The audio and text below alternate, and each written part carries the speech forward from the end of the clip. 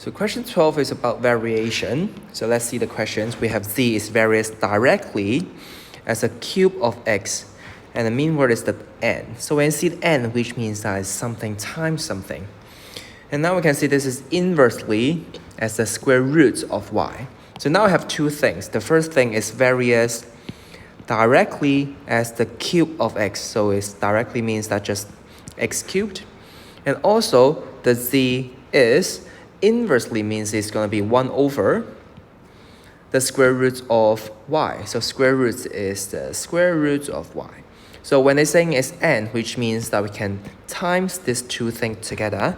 So now I have the z is variate as x cubed times this 1 over square root y, which means that just divided by square root y.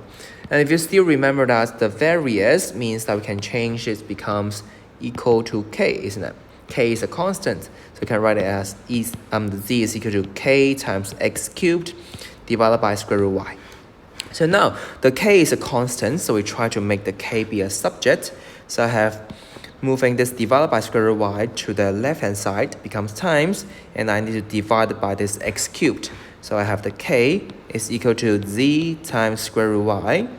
So now I move the square root y to here, becomes z square root y. After that, I divide this x cubed. So I divide it by x cubed. So now I have this connection between the constant, which is z square root y divided by x cubed. However, there's no square roots in my choices. So we're trying to make without the square root. So which means that we have to take a square to the both sides. So that we can write the k squared is equal to z squared times square root y squared divided by x cubed squared. So k squared is actually still a constant. This is still a constant. So that is equal to z squared. The square root y, and then take the square, which means that it's gonna the square roots and the square is gonna go on. So what we left just the y. And then for the denominator, power of a power just times the power, isn't it? So it's 3 times 2, giving you 6.